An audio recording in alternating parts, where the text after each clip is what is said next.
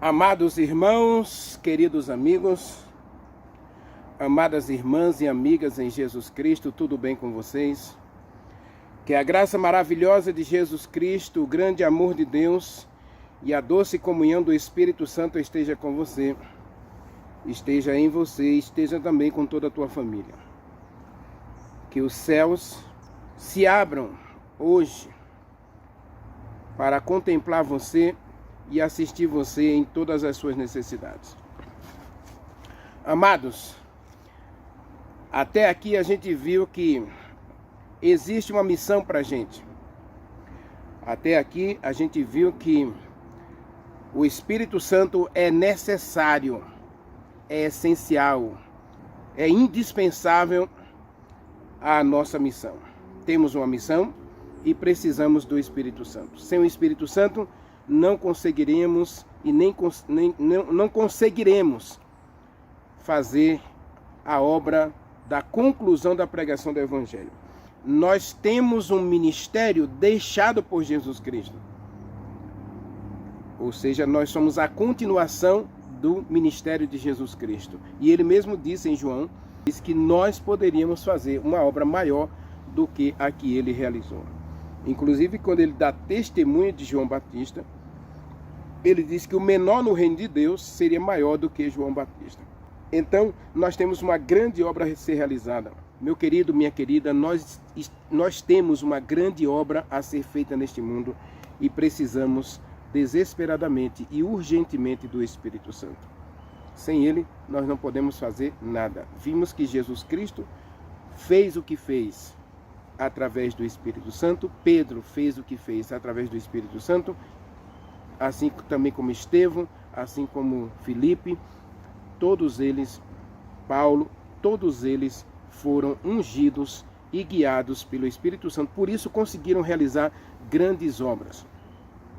E agora, no final do tempo, nós não apenas estamos continuando o ministério de Jesus Cristo, mas agora a urgência pede que a gente conclua a obra de Jesus Cristo.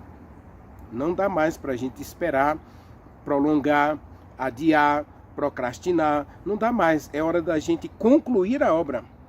E para concluir essa obra, nós precisamos da chuva serôdia, nós precisamos do Espírito Santo.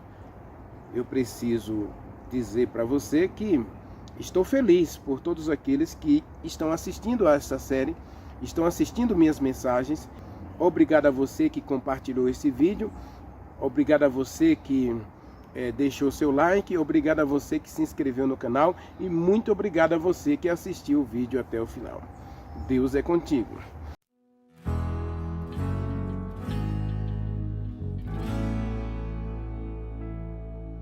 Amigo enviado por Deus, Consolador, Santo Espírito,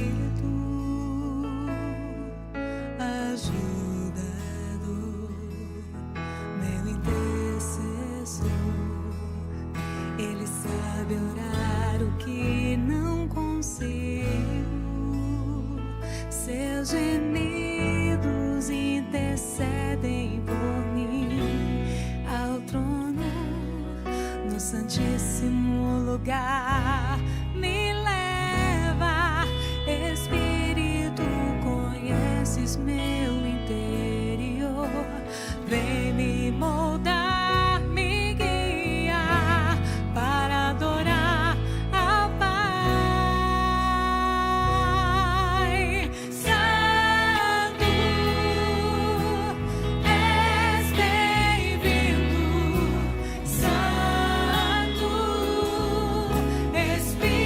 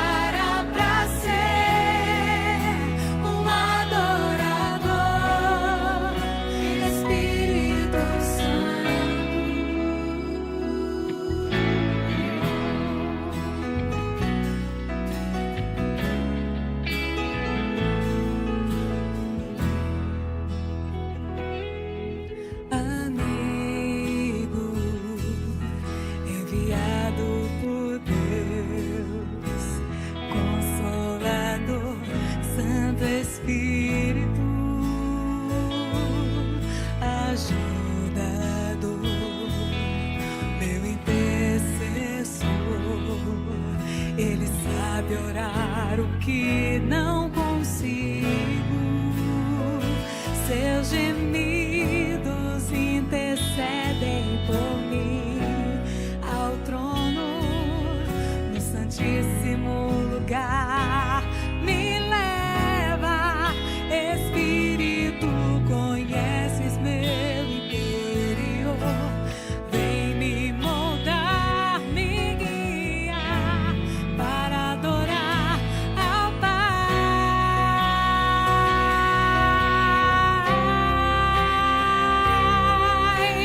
Santo, és bem-vindo. Santo, Espírito de Deus, enviado para ser teu sustento, Consolador, Libertador. Espírito Santo, vem me abraçar. Santo, Espírito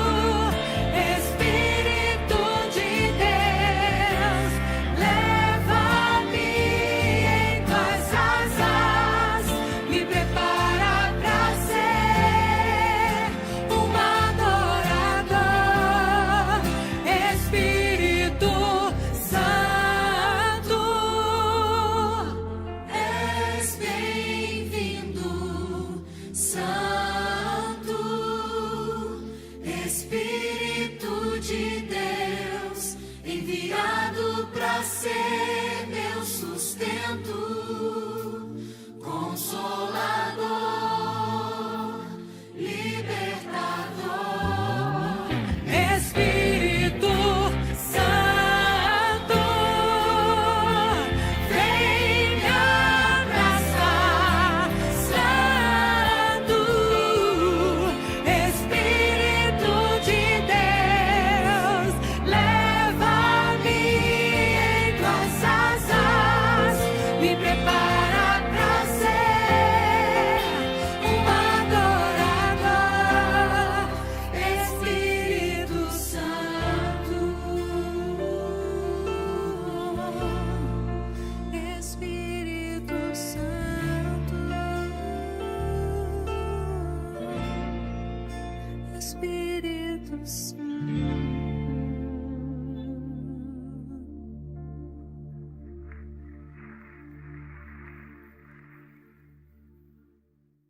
Vamos orar?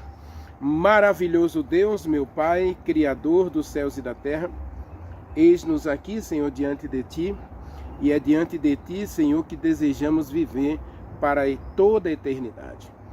Diante do Senhor, nos colocamos porque Tu és Deus onisciente, ou seja, o Senhor conhece o nosso deitar, o nosso levantar, conhece o nosso entrar, o nosso sair, conhece os íntimos desejos do nosso coração, nossas vontades, nossas rebeldias, nossos sentimentos, nossas escolhas. E nós agora queremos abrir o coração para que o Senhor não apenas contemple a gente, mas que o Senhor também faça um milagre em nosso coração, um milagre em nossa vida, tirando daí tudo aquilo que atrapalha, que interrompe, que nos afasta, que nos separa do Senhor. Arranca de nós, ó Deus, tudo que é mal e coloca em nós o Espírito Santo. Pai querido, queremos te agradecer pelo privilégio de sermos chamados teus filhos. E como teus filhos, ó Deus, temos um grande desafio em nossa vida, em nossa jornada neste mundo, que é testemunhar e glorificar e exaltar o nosso Deus. Então, Senhor, dá-nos a tua misericórdia, dá-nos o teu perdão, dá-nos, acima de tudo, ó Deus, poder, o poder do Espírito Santo, para que a gente possa honrar, exaltar e glorificar o nosso Deus agora e para todo sempre. Nós somos fracos, temos falhado muitas vezes, por isso, ó Deus, não desista da gente. Não te volte contra nós, nem vire para nós as costas, mas, por favor, Senhor, compadece-te de nós, porque o Senhor mesmo disse: compadecer-me-ei de vocês, e das transgressões de vocês não me lembrarei. É a promessa do Senhor em Hebreus capítulo 13, versículo 5. Então, Senhor, cumpre a tua promessa em nossa vida. Mantenha os teus olhos voltados para a gente e contemple a gente com as tuas bênçãos. Assista-nos em todas as nossas necessidades. Faz um milagre também, Senhor, na vida daqueles que estão fraquinhos, aqueles que estão caídos, aqueles que estão apostatados ou afastados do Senhor. Os pródigos da vida, que o Senhor visite hoje e traga de volta ao teu redil. Também aqueles que estão doentes, enfermos, seja em casa ou no hospital, ou nos hospitais, que a mão do Senhor traga vitória e cura a todos eles, de acordo com a tua vontade. Precisamos de um milagre em nossa vida, Senhor, mas acima de tudo precisamos da bênção maior, a bênção do Espírito Santo.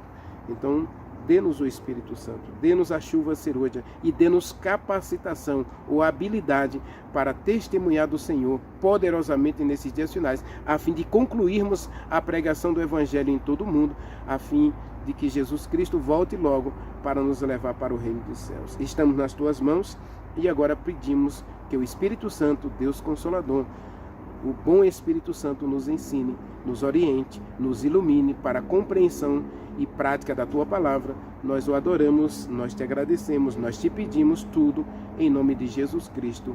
Amém. Meu querido, Jesus Cristo veio salvar. A missão dos discípulos era salvar. Mas aí, nossa série, nós precisamos ver um pouquinho a questão das reformas ao longo da jornada de Deus com seus filhos. Os filhos de Israel saíram do Egito, e aí nós vamos ver que o povo, infelizmente, se rebela contra a vontade de Deus, e Deus vai lutar com esse povo. O povo vai se dividir em duas nações, nação do sul, nação do norte, e essas duas nações começam a fazer guerra entre si. Você vai encontrar aí, 1 Reis, 2 Reis, a guerra entre o norte e o sul era constante. Houve guerra entre Baasa e o reino do sul, entre Acabe e Roboão, entre todos os reis do sul e os reinos do norte. Aí houve guerra entre eles. Era uma coisa triste, lamentável. E o que acontece, meu querido, é que nesse período Deus vai levantar aí para o reino do norte um jovem chamado Elias. Leia comigo aí, capítulo 17 do 1 Reis. Deus vai levantar um profeta, e a função desse profeta é trazer uma reforma ao reino do norte. Deus não abandona seus filhos, por favor. Muita gente pensa que Deus abandonou o reino do norte. Não. Ao contrário, Deus escolheu Jeú, né? Deus escolheu Eliseu para suceder Elias. A gente vai estudar um pouquinho a reforma em Eliseu, mas precisamos agora entrar num período em que o Israel se vê completamente apostatado, completamente preso à idolatria, e Deus vai usar seus servos para trazer de volta o seu povo aos seus braços de amor. Isso é um Deus de misericórdia, que não só conhece o presente do povo, mas ele conhece o futuro, ele conhece a necessidade desse povo de fazer um retorno, se converterem de volta ao Senhor. E a mensagem de Oséias, por exemplo, que é uma mensagem diretamente relacionada ao reino do norte, a mensagem é: convertei-vos. A mensagem de Joel, capítulo 1 e 2, é: convertei-vos. A mensagem de Amós já foi para o reino do sul, mas a mensagem era: convertei-vos. A mensagem de Zacarias é uma mensagem de purificação, de conversão e de santificação. Então Deus sempre trabalha para o bem dos seus filhos. Deus trabalha para a gente, porque Deus não tem interesse em que ninguém se perca. Ezequiel, capítulo 33, versículo 11, e 2 Pedro, capítulo 3, versículo 9, Deus diz que não tem interesse na morte de ninguém, mas que todos alcancem o arrependimento. Então Deus vê a idolatria dos filhos de Israel, especialmente o Israel do norte, e então ele vai levantar um profeta. E Elias foi tão importante, meu querido, que Elias vai ser comparado, João Batista vai ser comparado a Elias, e a Igreja Adventista do Sétimo Dia, que surgiu em 1844, vai ser considerada o segundo Elias, o terceiro Elias, desculpe. O primeiro Elias para o Reino do Norte, lá na época de Acabe, né? Por volta do ano 950, 940, nós temos aí o reinado de Acabe. Então Deus levanta um filho, um profeta, um mensageiro para trazer advertência, para trazer cura ao seu povo. Deus depois vai levantar João Batista para trazer uma reforma também para a chegada de Jesus Cristo. E depois nós temos agora a Igreja Adventista do Sétimo Dia como o terceiro Elias, que vai preparar o mundo para a volta de Jesus Cristo. Então nós precisamos estudar um pouquinho essas reformas. Lógico que a reforma de Elias apenas começou a reforma, e a reforma vai ser, digamos assim, concluída em Eliseu. Depois o povo voltou à idolatria, nós vamos ter uma reforma em Neemias, e depois nós vamos ter uma reforma em João Batista.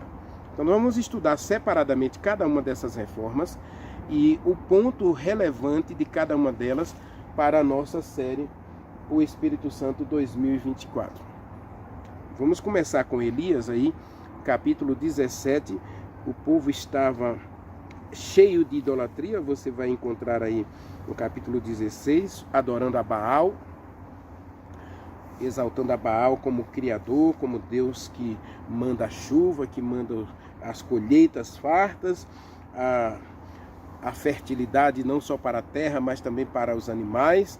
Então o povo estava aí bem arraigado na idolatria e adoração a Baal, e agora Deus vem e levanta um profeta chamado Elias. Leia comigo o capítulo 17, versículo 1 até o versículo 6. Diz assim: Então Elias, o tesbita, morador de Gileade, disse a Acabe: Tão certo como vive o Senhor, o Deus de Israel, perante cuja presença ou perante cuja face eu ando ou eu estou, nem orvalho nem chuva cairá nestes dias, nestes anos, segundo a minha palavra.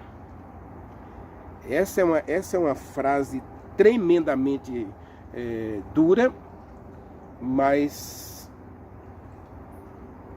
totalmente relevante do ponto de vista da nossa série. Bem, vamos continuar lendo aí. A gente vai voltar nessa frase aí. Veio a palavra do Senhor a Elias, dizendo: retire-se daqui e vá para os lados do Oriente e esconda-se junto à torrente de Querite, junto à fronteira do Jordão. Você vai beber da torrente, e ordenei aos corvos que ali te dê o alimento, ou que ali te sustente. Foi, pois, segundo a palavra do Senhor, retirou-se e habitou junto à fonte de Querite, fronteira do Jordão, e os corvos lhe traziam pela manhã pão e carne, e também pão e carne à tarde, e ele bebia da torrente. Passou alguns tempos, um ano mais ou menos, então a corrente secou. Por volta de 8 a 12 meses, Elias ficou ali preso na torrente, ou preso, escondido junto à fonte de Querite,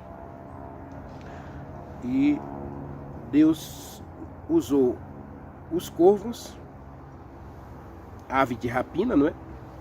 Para trazer para ele de manhã pão e carne, e à tarde pão e carne, e ele bebia da torrente. Ou seja, Elias se alimentava só 2 vezes por dia, e ele era sustentado aí durante um tempo, provavelmente entre 8 e 12 meses, ele ficou ali escondido até que a fonte secou. Imagine você ficar junto a uma corrente dessa aqui, ó. Aqui não, se passar um ano sem chover, não vai secar. É porque a nascente aqui, as nascentes desse rio aqui, desse riacho, elas são muito boas. Então as nascentes independem das estações. Lógico que ela vai ficar mais fraquinha, o rio vai ficar vai diminuir o fluxo, mas ele não vai secar totalmente. Até setembro agora, por exemplo, que nós vamos passar 6 meses sem chuva, então ele vai ficar aqui nesse nível aí, ó, que você está vendo, ele vai ficar nesse nível aí. Imagine 6 meses. Depois pode passar mais 6 meses. O ano passado nós tivemos chuva só no final de novembro, né? Pouca chuva em novembro. Dezembro não tivemos chuva, mas o rio ele realmente não perdeu esse fluxo dele. Mas na época de Elias, a nascente secou. Então, por volta de 8 a 12 meses, a torrente secou. Agora, meu querido, nós temos aqui 2 mensagens nesse texto para a gente. A primeira é que Elias, ele, usando a autoridade como se fosse o próprio Deus, versículo 1, ele diz, segundo a minha palavra, não chove. Quando Elias diz, segundo a minha palavra, na verdade não é Elias que está falando, quem está falando é o Espírito Santo. Às vezes a gente costuma dizer que Elias foi quem determinou que não chovesse. Quem era Elias? Elias era um ser humano. Agora, ele orou a Deus. E Deus usou a boca de Elias para dar uma mensagem a Acabe. Acabe era adorador de Baal. Baal é o que manda chuva, Baal é o que dá fertilidade às árvores, aos animais, para que a gente tenha colheitas fartas. Baal é que traz fartura. Baal criou todas as coisas. Aí o que acontece? Deus vai dizer através de Elias, o Espírito Santo vai dizer através de Elias, segundo a minha palavra, não chove nos próximos anos até que eu ordene que chova novamente. Quem está falando aqui é Elias? A palavra é de Elias? Não, a palavra é de Deus. Agora, Elias é uma autoridade que está cheio do poder do Espírito Santo para falar isso aqui. Agora, 2 coisas que a gente tem que aprender aqui desse texto aqui de Elias. Se Elias falou, é porque ele tinha comunhão com Deus. Essa é a primeira coisa, meu querido. A gente jamais vai poder falar em nome de Deus se a gente não conhece a Deus. O grande dilema e o grande problema do nosso cristianismo moderno é que a gente está habituado, digamos assim, ou acostumado a tradicionalmente seguir regras, costumes, tradições, ensinos. E o que acontece? Muitas vezes nós mesmos não temos uma experiência pessoal com Deus. O que acontece aqui? Elias, quem era Elias? A gente não sabe de onde ele surgiu. Só diz que ele era da região de Gileade. Na região de Gileade, era a região dos Moabitas, região dos Amonitas, região do povo em que Moisés tomou aquela região ali. Eram cerca de 65 cidades na região de Gileade e deu aos filhos de Israel. E depois a tribo de Ruben, a tribo de Simeão, a tribo de Manassés, meia tribo de Manassés, a própria tribo de Gileade vai se estabelecer ali. E essa região era uma região um pouco distante, tanto do Reino do Sul quanto do Reino do Norte. Eles ficavam ali nas intermediações entre uma e outra, mas eles pertenciam ao Reino do Norte. E ao pertencer ao Reino do Norte, esse povo estava ali preso à idolatria do Norte. E então Deus levanta um servo. Lembra da mensagem de Ezequiel capítulo 9? A mensagem de Ezequiel capítulo 9 é que Deus tem no meio do povo ali, ó, dos idólatras, de toda a idolatria do capítulo 8 de Ezequiel, Deus tem aqueles que estão gemendo, suspirando, que não estão satisfeitos, que estão querendo mudança, que estão trabalhando para que haja um reavivamento, uma reforma no meio do povo de Deus. E esse era Elias. Diz o livro Profetas e Reis que Elias era um homem de oração, de consagração, que ele buscou a santificação diante de Deus. E agora Deus, ao Elias buscar essa conversão pessoal, essa purificação pessoal, essa santificação pessoal, Deus o levanta como seu instrumento para, através de Elias, começar uma grande reforma no reino do norte de Israel. Nada podemos fazer sem o Espírito Santo, meu querido. Quando a gente lê essa frase aqui, é até chocante Elias dizer, leia de novo comigo o versículo 1, né? Então Elias, o tesbita, dos moradores de Gileade, disse a Acabe, tão certo como vive o Senhor, Deus de Israel, perante cuja face eu estou, nem orvalho, nem chuva haverá nestes anos, segundo a minha palavra. Então aqui não é Elias que está falando, é o Espírito Santo. Lógico que o instrumento é humano. O vaso é de barro, mas a palavra é de Deus. Paulo vai dizer isso, né? Os Coríntios, ele vai dizer que nós somos os vasos, os instrumentos de Deus.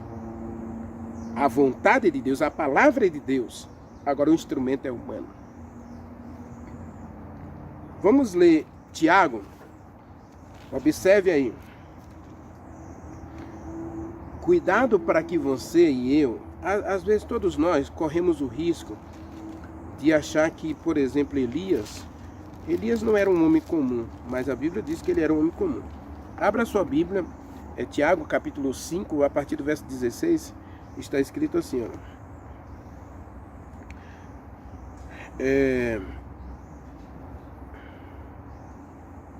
Verso 16 assim, confessai, pois, os vossos pecados uns aos outros e orai uns pelos outros para que vocês sejam curados.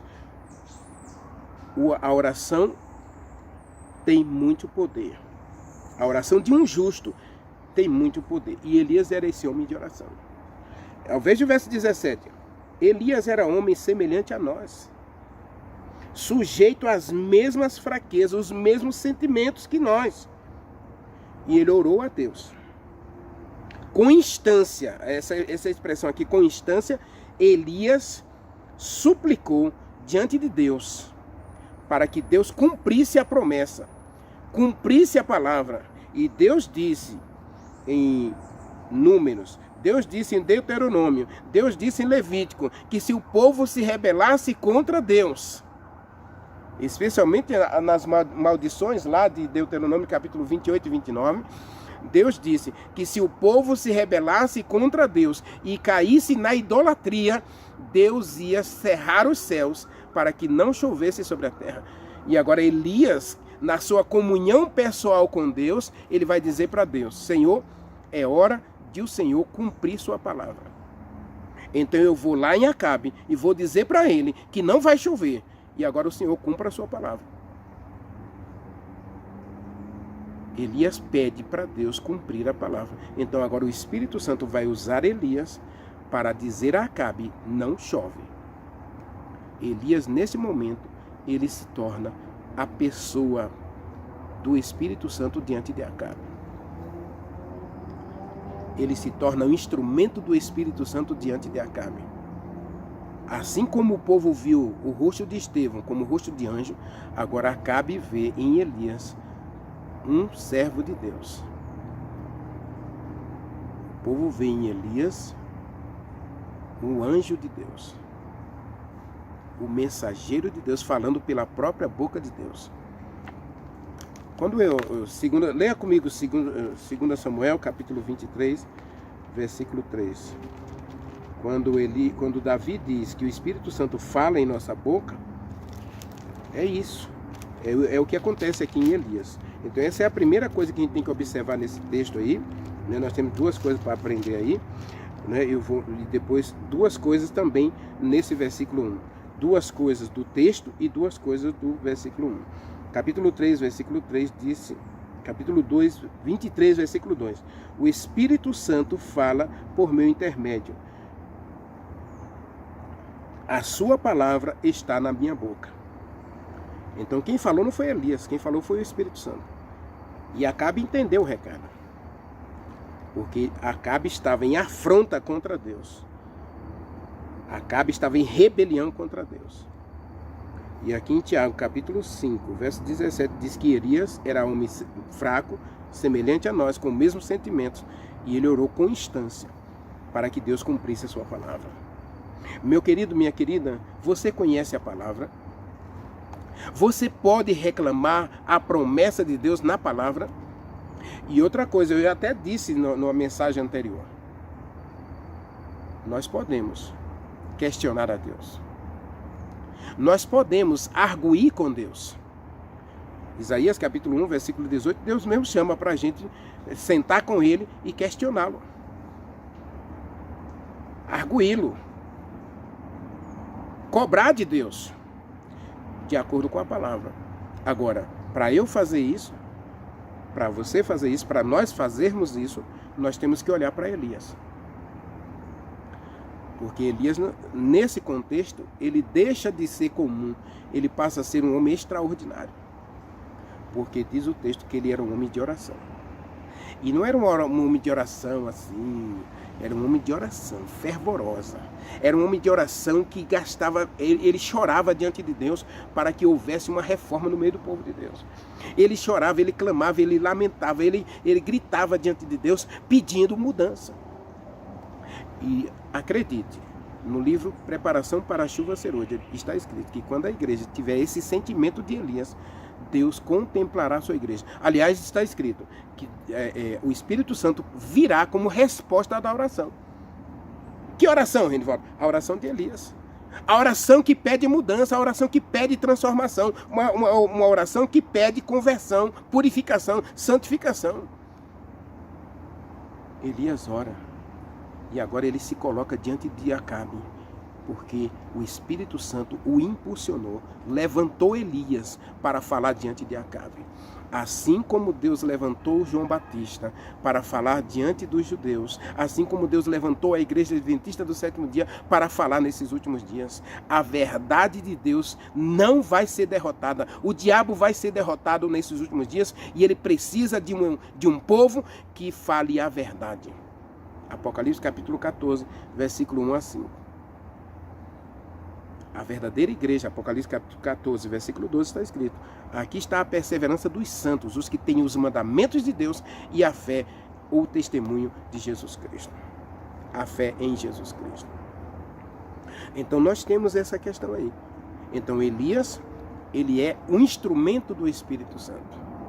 A palavra é de Deus, a mensagem é de Deus, o recado é de Deus, a vontade é de Deus, o propósito é de Deus, o plano é de Deus. Elias apenas cumpre a vontade, o plano, o propósito de Deus. Segunda coisa, meu querido, e aqui eu quero falar para você que tem lutado aí para aceitar o Evangelho, e você coloca obstáculo. Como é que eu vou fazer se eu aceitar o Evangelho? Como é que Deus vai fazer comigo? Como é que eu vou fazer? Diz o texto aí, ó. A palavra de Deus, Elias foi, pregou em nome de Deus. Agora Deus disse, agora a responsabilidade é minha. Deixa o resto comigo. Se tem uma coisa que eu aprendo aqui, meu querido, é que a gente precisa aprender a depender de Deus. Elias, ele busca a Deus em oração, ele se consagra, ele se santifica através do Espírito Santo, e agora ele se coloca como instrumento na mão de Deus, e agora ele vai para pregar fazendo a vontade de Deus. E agora, Senhor, ele sabe que vai ter oposição, vai ter perseguição. Está escrito em Apocalipse capítulo 13, que nesses dias finais o diabo se levantará para criar leis e mandamentos, costumes e tradições para impedir a verdade, para destruir a verdade. Haverá uma guerra, meu Deus, haverá um Armagedon, a guerra da mentira contra a verdade, a guerra da verdade contra a mentira. Leia Apocalipse capítulo 12, e capítulo 13, capítulo 17. Vai haver um Armagedon. Vai haver uma luta. Então Elias pregou, e agora Deus diz, é hora de você se esconder. É hora de você fugir. Mas Senhor, eu vou para um lugar que não tem ninguém. Lembra que Filipe foi para a estrada deserta? Agora Deus chama Elias para ir para o rio Querite, o ribeiro de Querite. Querite é uma pedrinha, né? E é uma pedrinha que precisa ser lapidada. Então Elias vai para o Querite dele. para ser lapidado na escola da dependência de Deus. O texto de 1 Reis, capítulo 17, é um texto que nos convida a, primeiro, nos consagrar a Deus, para sermos instrumentos nas mãos de Deus, para que o Espírito Santo fale através da gente, o Espírito Santo leve a mensagem através de nós. E segundo, é um texto que nos mostra que a gente precisa entrar na escola da dependência de Deus. Elias vai aprender a esperar. A chuva não faltou para Elias, a chuva faltou também para Elias. A água também secou para Elias. Mas Deus disse: eu vou sustentar você. Eu vou dar a você, a sua água será certa, o seu pão lhe será dado. Nos últimos dias Deus promete a mesma coisa, meu querido. Não sei se eu vou achar o texto, mas eu posso deixar na primeira descrição do vídeo. Para mim que está no capítulo 33 de Isaías. O teu pão te será dado e a tua água será certa. Deus não falha em suas promessas. Capítulo 33, versículo 15 a 17, está escrito, olha: o que anda em justiça e fala o que é reto, despreza o ganho de opressão, o que com um gesto de mão recusa aceitar suborno, que tapa os ouvidos para não vir falar do mal e de falar de homicídios, que feche os seus olhos para não ver o mal, este habitará nas alturas. As fortalezas da rocha lhe serão refúgio, o seu pão lhe será dado e a sua água será certa. Na época de Elias, Elias foi chamado por Deus para implementar uma grande reforma. E Elias se sentiu sozinho. Embora a gente sabe, depois a gente vai saber, lá em 1 Reis capítulo 20, que existia junto com Elias 7.000 que estavam também orando, clamando a Deus por essa reforma. Meu querido, nesses dias finais, você pode ter certeza que Deus tem um povo, Deus tem uma multidão de pessoas clamando, buscando mudança, buscando a consagração, buscando o reavivamento, buscando a reforma, porque não estão satisfeitas com este mundo, mas querem a transformação da sua mente, do seu coração, para ver Jesus Cristo voltar e para concluir a pregação do Evangelho neste mundo. E para esses aqui, e se você hoje ainda não aceitou o Evangelho, se você ainda não abriu o coração a Deus para seguir a sua vontade e a sua verdade, o Espírito Santo está falando com você hoje. É hora de você deixar Deus conduzir tua vida pelo caminho dele, pela vontade dele, pelos propósitos dele, pelos planos dele. E se você tiver coragem de se colocar nas mãos de Deus, para depender de Deus, para fazer a vontade de Deus, ele vai sustentar você. Isaías capítulo 58, versículo 13 e 14 diz: eu sou o Senhor que te sustenta. Se você se prontificar a guardar os mandamentos de Deus e fazer toda a vontade de Deus, inclusive o sábado, Deus diz que o teu pão te será dado, a tua água será certa. Ele vai sustentar você com a herança de Jacó, teu pai. Deus não falha. Então você pode pegar a Deus pela palavra. Senhor, eu vou observar a tua lei. Eu vou guardar teus mandamentos. Agora eu quero que o Senhor me dê a alegria de não faltar o pão de cada dia na minha casa, não faltar o meu sustento. Salmo 37, verso 25, Deus diz, Davi disse: fui moço e agora já sou velho, mas nunca vi o justo desamparado, nem sua descendência mendigar o pão. Prove a Deus, meu querido. Se Deus prova você, também prove a Deus. Agora não escolha o caminho da rebelião, o caminho da desobediência. Elias, vá para o Querite. Querite é pedra que precisa ser lapidada. Pedra, uma pedrinha que precisa ser moldada, que precisa ser quebrada, lapidada, esculpida. Então Elias, vá para o Querite. Deus queria esculpir o caráter de Elias, a mente de Elias, a personalidade de Elias. Então vá para o Querite. Você já fez a sua parte. Deixa o resto comigo. Muitas vezes e isso acontece até comigo como pregador, às vezes a gente prepara um sermão, a gente espera uma resposta positiva. Tem dia aqui que eu faço uma mensagem aqui, eu digo, Senhor, que mensagem poderosa, mas ela foi poderosa para mim, e às vezes a resposta do público, das pessoas que assistem o meu canal, é tão vaga, tão distante, tão insignificante, que eu digo, Senhor, o que aconteceu? É porque a mensagem era para mim. Deus queria falar comigo. E lógico, alguns poucos vão também tirar proveito da mensagem e vão crescer espiritualmente com a mensagem, mas a mensagem era para mim. Então Deus tem um querite para você. Assim como Ele tem uma estrada deserta para você. Agar foi para o deserto e lá no deserto Deus foi falar com Agar. Isaías foi para o templo, e lá no templo, sozinho, adorando a Deus ali, de joelhos, clamando, pedindo a Deus mudança para apagar seus pecados. Então, Deus manda uma brasa viva do altar para purificar Isaías. Cada um de nós tem o seu querite, meu querido. Cada um de nós tem a sua estrada deserta, mas a verdade é que Deus, Ele chama você para uma missão. E se você se colocar nas mãos de Deus, nas mãos do Espírito Santo, Deus vai usar você para fazer o extraordinário. E depois Ele pode levar você para o querite, para o momento da lapidação, da transformação, da mudança na tua vida, da dependência. A mensagem de Elias é uma mensagem de reavivamento, de reforma, mas acima de tudo é uma mensagem de dependência. Você e eu precisamos aprender a depender de Deus. E Elias, vá para lá que eu vou sustentar você. Não importa onde você for, eu vou estar com você. Quando o rio secou, a gente vai encontrar aí no capítulo 17, a partir do versículo 7, Deus disse, agora vá para Sarepta, porque eu já ordenei uma viúva que sustente você. E o que é que a viúva tinha em casa, meus queridos? A viúva tinha o quê?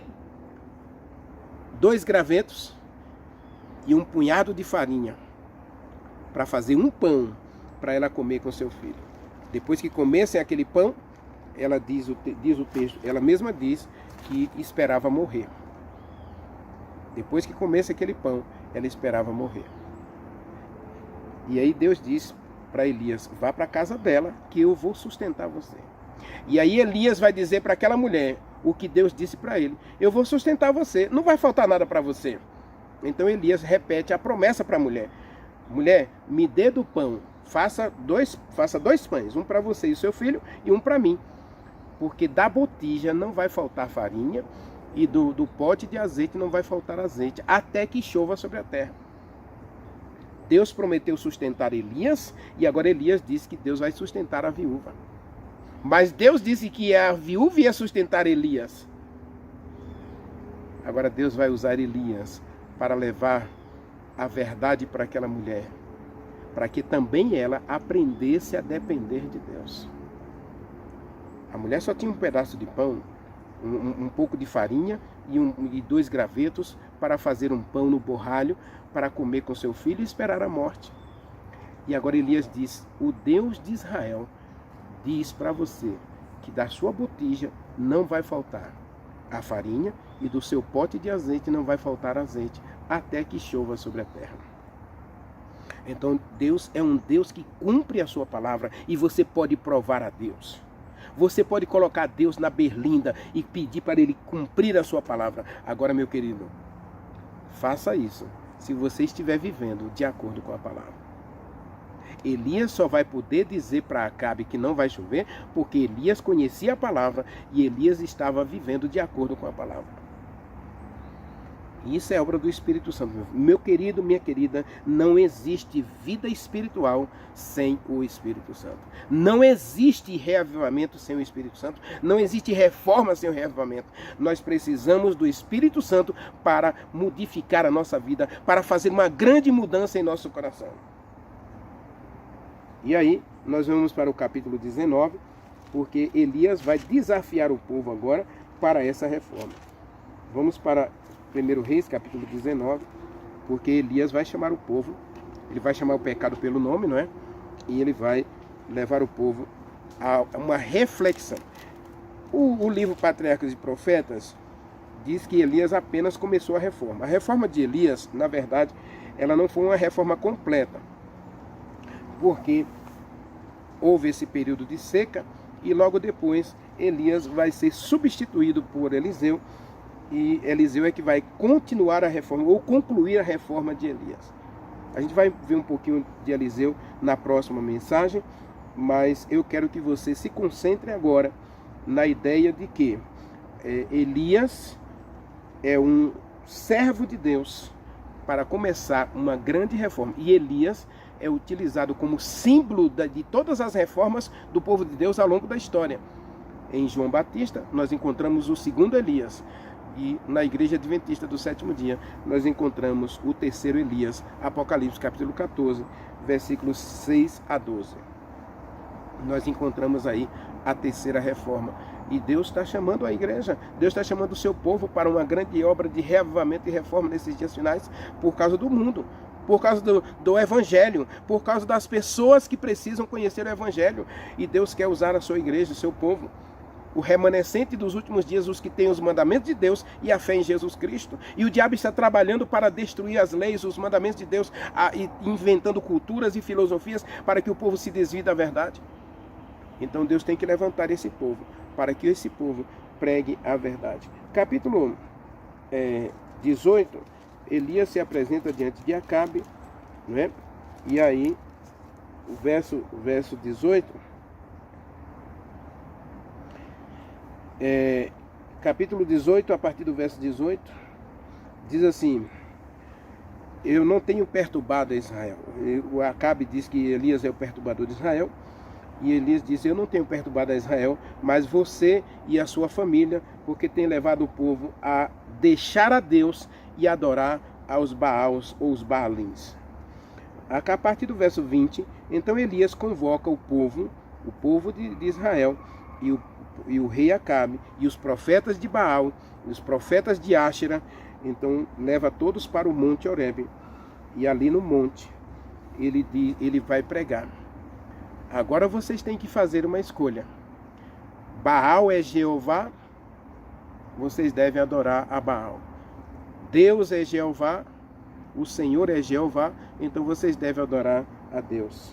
Se Deus é Jeová, então adore a Deus. Se Baal é Jeová, adore a Baal. Então vamos provar, vamos ver agora quem é o Deus verdadeiro. Onde está a verdade? Meu querido, existe uma verdade. E essa verdade é insubstituível, ela é imutável, ela é eterna como o próprio Deus. Porque Deus é a verdade. Jesus Cristo é a verdade. A lei de Deus é a verdade. Os mandamentos de Deus são todos verdade. Jesus Cristo é a verdade. O Espírito Santo é a verdade. A palavra de Deus é a verdade. Ela não muda. Nós precisamos entender de uma vez por todas. Ou Baal é Deus, ou ele não é Deus. Ou Jeová é Deus, ou ele não é Deus. Então, escolham agora, vocês precisam tomar partido. Adorar Baal ou adorar a Deus. E aí o que acontece, meu querido, é o seguinte.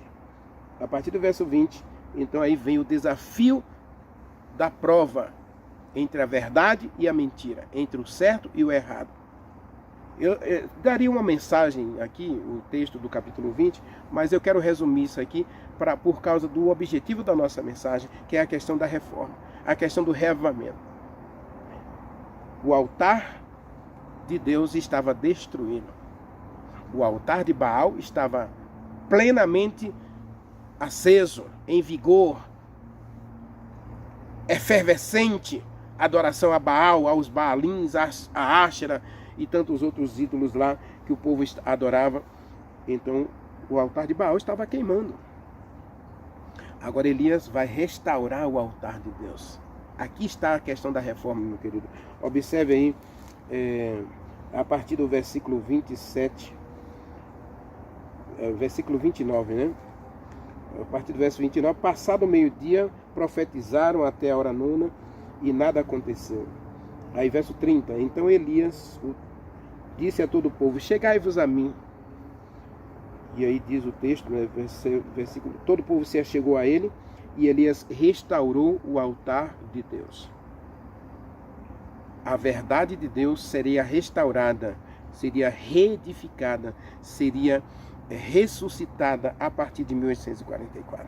A verdade de Deus que foi jogada por terra em 538, depois de Jesus Cristo, a verdade de Deus que foi mofada, que foi zombada, que foi rejeitada durante toda a Idade Média, durante 1260 anos, ela vai ser restaurada em 1844. A gente vai ver isso no terceiro Elias, né?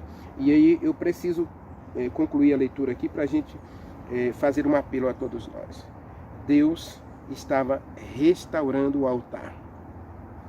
Deus estava trazendo um reavivamento. Deus estava trazendo uma reforma no tempo de Elias.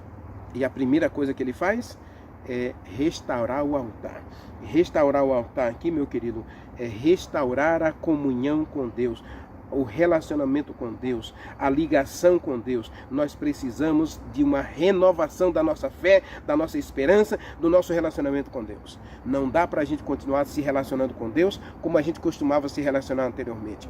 É preciso que haja uma mudança em nosso coração, em nossa vida. E isso começa com a comunhão pessoal.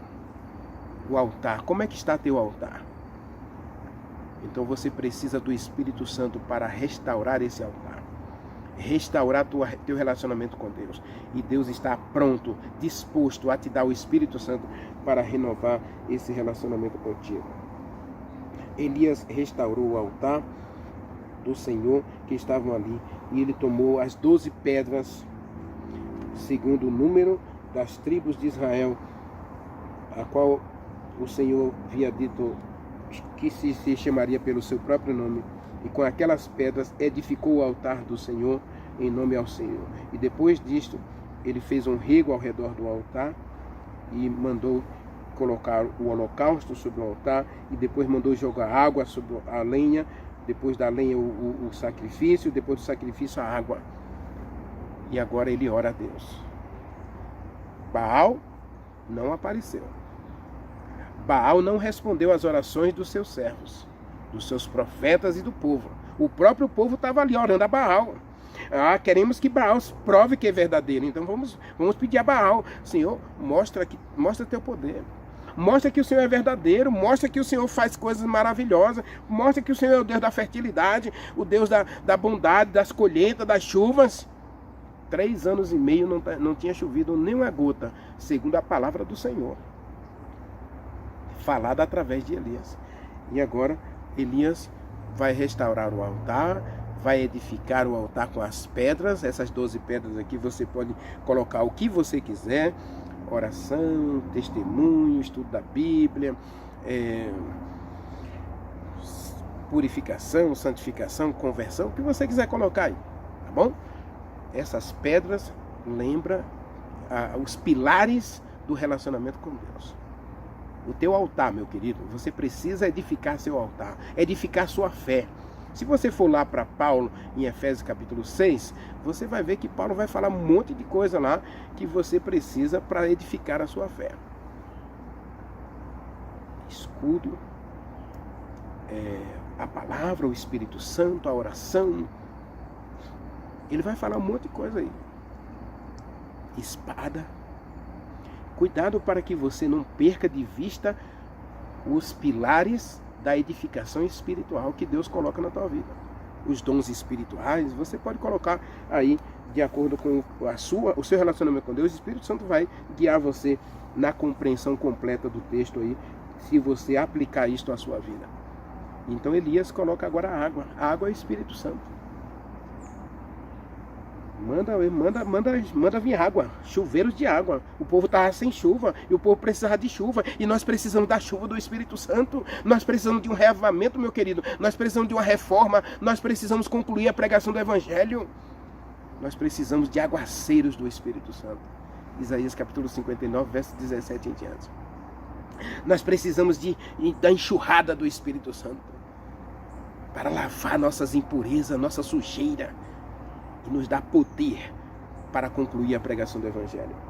E agora, quando Elias banha o sacrifício com a água, ele ora a Deus: Senhor, manda fogo.